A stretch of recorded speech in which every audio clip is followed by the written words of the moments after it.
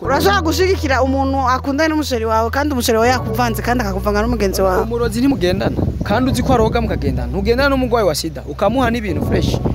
Nakubwiye ahubwo kugira ndabe ko ndabakunda ndabasupportinze no bashigikira muri komite yabo nkajamo nkaba n'umupare wiwe bibaye ngombwa nkubaterera nkabaterera. Kandi uwo mugenzi wawe ataba yarabikubwiye we nakubwiye no bashigikira sura ku bugenzi sindabwica na wa mukobwa urumva sinkenera kubona abandanye kumera neza kuko ni bimwe mu byo aba yashimye kandi ndegeza kumushigikira.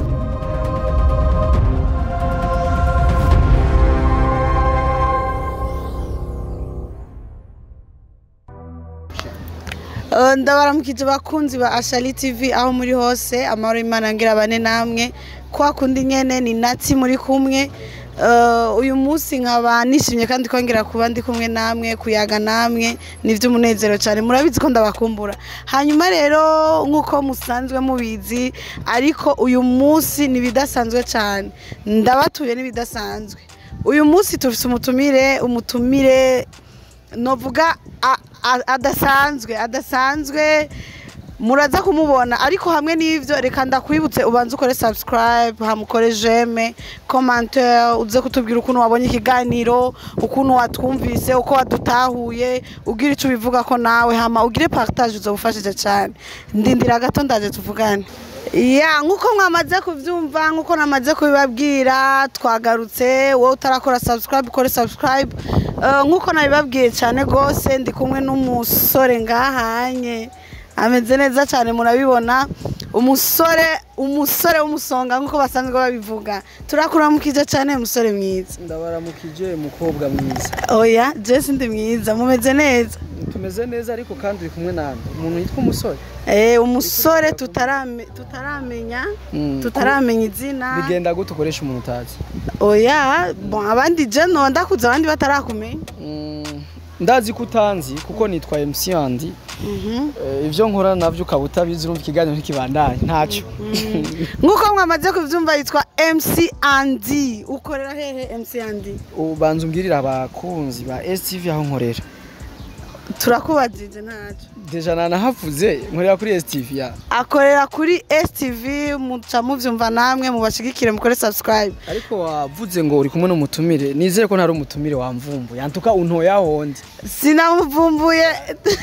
Sindi umutumire je ndazi ko nari ntembereye umuntu nga umubosi wawe ntoreyeho ntitubeshana. Oya amango sinamutoreye twari twabivuganye mugabo. Guys murabizi ko ntabesha kenshi. Jewe nukuri nta kiganiro twateguye kandi murazi ko je nakuri kiganiro. Twari twabiteguye gusa ntiyashatse. Ntabwo naco yantoye ahari kuko amakuru sinamutoye twabivuganye. Ntaco basi ndemeye kuba noja mu bubeshi bwawe. Oya subeshi Andy umeze neza none. Ndashima Imana urazi ko rugira byose niwe gushimwa kuko ni wakora buri kimwe kuba twavyutse amahoro tugeze mu masaha ya saa 6 saa 7 urumva ko irafise akana Imana yadufyondeye kugira ubuzima bandanye kumera neza. Ndayishimira cyane abakunzi ba Ashali TV barambe aho bari hose. Umvise ni mwirambire cyane kandi turabubaha cyane hamwe n'ivyo kubatakuzi mu buzima busanzwe. Andy ni iki? Andy arubatse n'umusore bimeze gute? Andy n'umujene n'umuhost kuri STV. Akora akazi akunda. Nibaza ko nozandishura kuvyumbajije cyane kuko umuntu kwivuga cyane ni byiza ko. Oya nta kibazo wumvise nyene bikuje murashobora kuyaga nta kibazo. Bikujemo wowe abari vyumbaza cenda kwishura. Nkuko mwamaze kuvyumva n'umuhost cyangwa n'umujunatse kuri ACTV. Nkuko mwamaze kuvyumva n'umusore ndabikuvugiye uri umusore? Nabivuze ko ndi umujene ndi umusore. Nturubaka? Ni haranagera. Mugabo ndakubaze gato uri mu rukundo? Yego. Uri mu rukundo nande nimba atari banga? Benshi harimo mama wanje harimo family yanjye. Oya pana mama wawe. Mama wawe dusanzwe. Yego. Mu rukundo avec benshi mama papa aba sister family. Oya ivyo turabizi nyene mama wawe tugeza kumukunda. Umusheri basafise umusheri? Yarahari. Ninde nimba atari banga? N'umukobwa. Ntabwo ari umukobwa. Yitwa gute? Yitwa umusheri wanje. Umusheri wawe yitwa gute? Uko niko yitwa. Kugira abandi nibazi bamukwibe birafasha basha. Nimuze muravuga amazina y'abasheri banyu. Kugira nubwo no muvuga bashatse kumwiba ntibomwiba nibibe nibasha. Nibashaka kumutwara.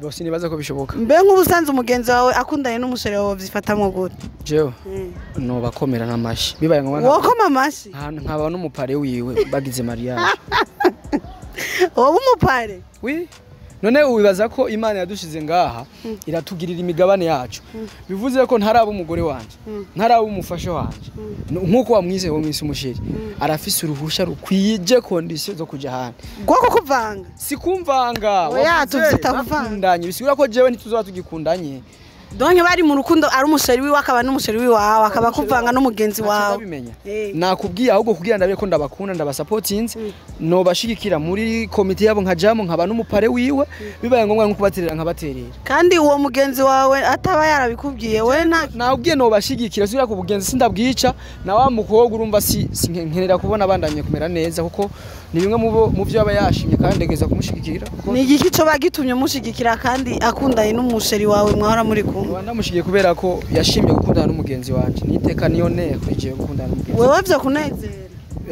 wewe vyo kunezera none sinzi kuri uwo mwanya muri uwo mwanya vyo kunezera muri uwo mwanya hageze niho nomenye ko no kwifata numvuze ubu no bambeshe vraiment oya wamaze kuvuga ko basupportinga igareke uryohe ubunezerewe udashaka usupportinga umuntu ugasanga ntibiryoherewe ariko ukabikora ku yindi mvo just ushaka gukora ikintu kugira uhereze undi munezero byose bibaho n'umugabo wawe cyangwa umushiri wawe ndazi ko bishika agakora ikintu we adakunda kubera ko aziwe kugikunda bitahuruka hama akagikora hama we nawe ugacuvyifatamwo gute jewe rega nshaka kumenya uko vyifatamwo uko no vyifatamwo no basupportinga donc no bashigikira tout simplement ivyo bintu ntivyoroshe we ni uwo mutima wabo utumye ubikora nkuko bumeze gute urujya mwanya umutima si wowe uri kurakora noba ndiko ndashigikira si ngombwa ko nisunga umutima cyane ariko urashaka gushigikira umuntu akundana n'umusheri wawe kandi umusheri wawe yakuvanze kandi akakuvanga n'umugenzi wawe umurozi ntimugendana kandi uzi ko aroga mukagendana ntugendana n'umugwayi wa sida ukamuha n'ibintu fresh kubera iki bajya babikora umurazi ko agwaye muragendana murabagenza urazi ko ashobora no kwitabura gato agagukoza ko ibintu bikagenda fresh n'ibintu kabimuha akagurya fresh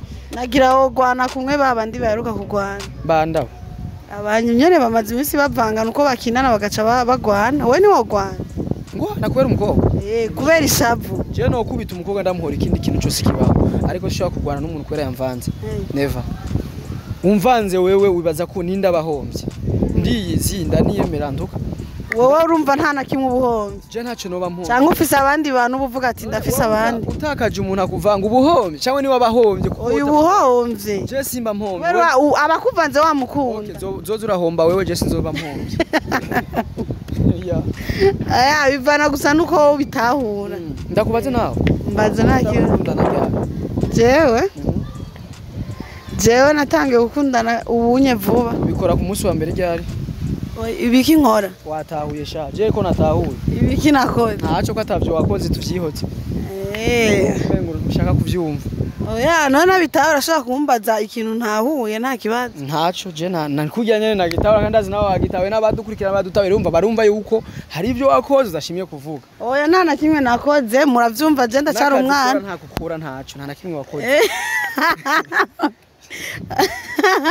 wowe urumva jiji by'abasheri hama rero bakunzi ba Ashari TV nkuko mwamaze kuvyumva abajournaliste twahuye nimutangare rero nkuko muriko murabibona murabona n'umusore ashwashwanutse cyane hamwe n'ivyo turafise ibindi bibazo tuba tumva twomubaza mbega andi mwamaze kuvuga yuko mukorera kuri Ashari TV kandi murabajournaliste nkuko mwabivuze mbega muri ako kazi mukora nizihe ntambamye muhura nazo intambamye kenshi sinkunze kuzivuga ndazigwiza n'ubusa kubera iki udakunze kuzivuga byose ndabigwiza n'ibyiza binshikira urumva ko habaye ikiza kimwe gituma nibagira intambamye zose nta ntambamye nimwe muri make nukuvuga nta ntambamye uhura nazo nakubwiye nimba ziriho ntazo nibaza nazo kuko harimo ibyiza n'ibibi nikuvuga je ibyiza bitsinda ibibi muri make nta ntambamye nimwe hari no vuga byose munabiruko fresh okay murakoze cyane kuva aho mutangurira ako kazi mwabaze vuga ko atantambamye muwe muri ko murabona ahubwo bibazanira gushika ku vyiza nkuko wari ubivuze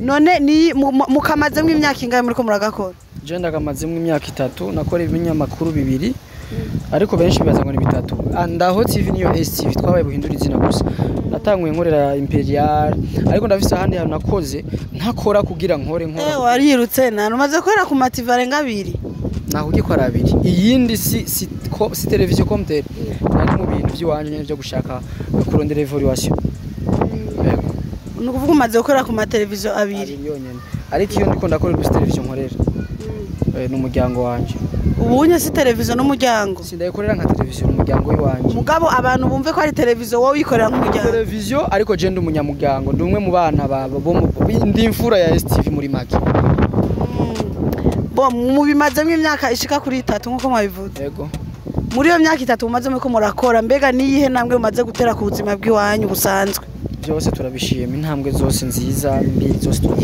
ibiki tubwire basi vyiza muri ivyo turacabayeho kandi biradufashije biradutunze ivyiza mumaze kuronka mu biciye muri uwo mwuga mukora n'ivyaha biradutunze ibiki biradutunze ibiki ivyo nyene wavuze biradutunze nta dushaka kubimenya ivyo vyiza gutungwa batungwa gute ivyo vyiza bibatunze donc mu buzima busanzwe mumaze kunguka biciye muri ako kazi mumaze gukora imyaka 3 turibeshejeho turibeshejeho ndaronka amajana 5 nk'ideplace kuko bwira nshikana naronse 5 uvuze kwibeshaho ubushatse kuvuga iki kwibeshaho kubaho kusa kubaho kwisi bifatiwe gufungura kuba wo kwidebria mu tuntu n'utundi kuba woronka gahuzu wambara même si twambara uduhuzu tuzimbutse ariko urumva ntuturonka ku buntu n'ubuntu numva turibeshejeho bukebuke tu mbega bavuze kwibesha we umva ko ari ukujya no kwambara no kwideplace ivyo nivyo vya mbere ntibazokubesha utajya wobaho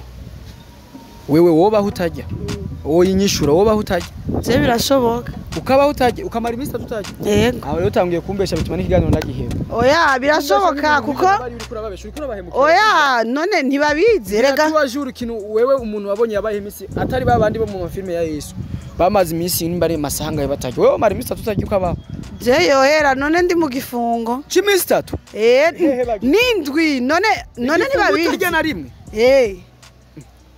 hewe septandeze utajya acha blagi we imisi 3 heza kigwa mukobwa kumara imisi 3 je nayo no mara ego none wewe umva yuko kwibesha ari ukujya kwambara kwibesha hari uko navuze ati ndi deblia akazi kanje karandeblia muri ivyo bintu kuko je je sisi konfungura kuko deblia no kuvuga no kuvuga ko agisubiye masubiye mu byo tazi oya urumva ico kintu ni gifaransa dusigurira abantu batumva igifaransa donc ibi kirundi kiragoye ni nko kwifasha donc biramfasha mu buzima ako kazi ukoze imyaka 3 karagufasha mu buzima yego karamfasha cyane ivyo kamaze kugufashamo nibikinyamukuru ubuzima bwanje buhagaze neza ndashima buhagaze neza no kuvuga buhagaze gute ukabutazi ngere ubuzima bwiza buhagaze ntaco nzije buhagaze kuri ivyo vyo kujya no kwambara na déplacement nta déplacement mfise we ngo mumbeshere oyo uri déplace mu ncamanye nabwiye ko kushikaha nafashe moto ya sensa iyo sensa rero nuko hari ibintu nkora bikandepana bikamfasha yego numva akazi jewe karafasha kwibeshaho kuko nimba umuntu wese abayeho hari ibintu bituma abayeho rero karamfasha kubaho yego abandi bantu iyo bakora akazi kamisi yose nkuko muri ko murabikora usanga bamaze imyaka 3 mu bijanye n'ubuzima buboneka abantu bashobora kubona bamaze gukira nk'ikintu kanaka kubijanye nabo nyene n'ubuzima bwabo mbega wewe ako kazi umaze gushika kuki mu bijanye n'imigambi kamaze kugufasha iki karamaze kumfasha ariko bikiri mu indane bitarasohoka bitaraje habona shire ko pancarte bisigura ko biracanyageje ariko je ndazi kariko karamfasha cyane ivyo bintu bitaraje habona nibikuri kurategura ntaco ndiko ndategura gusa mvuze ati nimba ivyo ibimaze kumfasha biboneka bitaraboneka bisigura ko nanje ntovyerekana kuko nta preuve zavyo mfise mugabo birahari uriko urabikrea ntibiraboneka sindavyerekana sindabivuga ntibihari canke birahari